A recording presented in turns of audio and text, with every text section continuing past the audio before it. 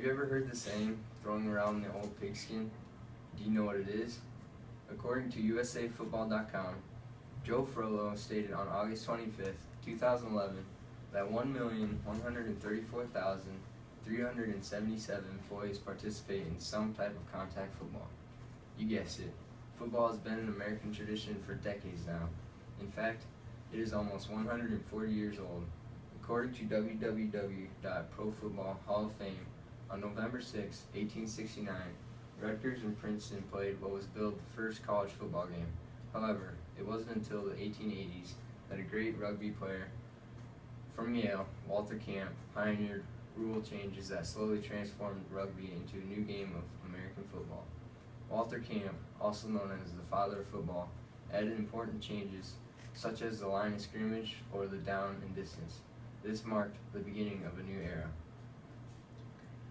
On November 12, 1892, the association football team beat the Pittsburgh Athletic Club, according to ProFootballHallOfFame.com. Although I am not a fan of Pittsburgh getting beat, mainly because I am a Pittsburgh Steelers fan, it marked a historical day for the football world. Since then, the popularity of college football grew as it became the dominant version of the sport in the United States for the first half of the 20th century. Bowl games and other championship events brought in national audiences for college teams. Fierce rivalries and traditions soon took a hold of American football. Every athletic club and college team wanted the best players, best athletes to play on their teams, which is why players were soon paid to play on a team.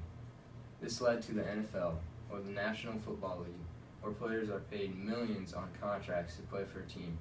To me, it sounds like a fun way to pay off the bills.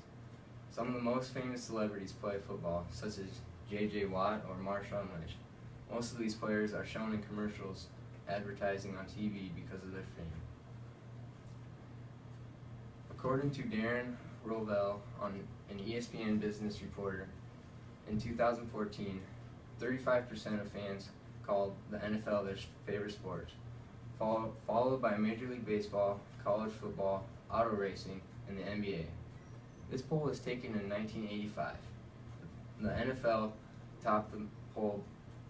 Major League Baseball was only 1% behind. Since then, the gap between the two has surely risen only because there are more and more football fans. Many of these fans are high school kids like me who enjoy watching the NFL. In the 2012-2013 school year, 14,048 U.S. high schools fielded to play 11-man teams.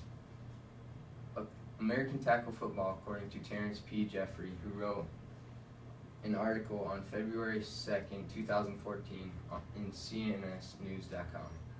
High school sports are the most popular extracurricular activity. They top the charts above all other extracurricular activities. According to the U.S. Department of Education, in the article High School Facts at a Glance, there are 37,100 high schools total in the United States. 14,048 seems like a small number compared to this. It is, but this number doesn't even count the 9-man, 8-man, which is what I have at my school, or 6-man football teams. This is where the 1,134,377 boys participate in some type of contact football. This is a big number. Football must have something special about it. In an article written by Fitzgerald Gorman for Demand Media, researchers at Michigan State University determined that students who participate in vigorous sports did 10% better in science, English, math, and social studies. Compared to other students, different studies show various results regarding athletes versus non-athletes GPAs, with some showing athletes having a full point higher GPA than non-athletes. Sports obviously have a positive impact on students. Their GPAs show this. Football and sports alone are not always all about a game or winning. Football came from someone who wanted to have fun. It has turned into much more than a game.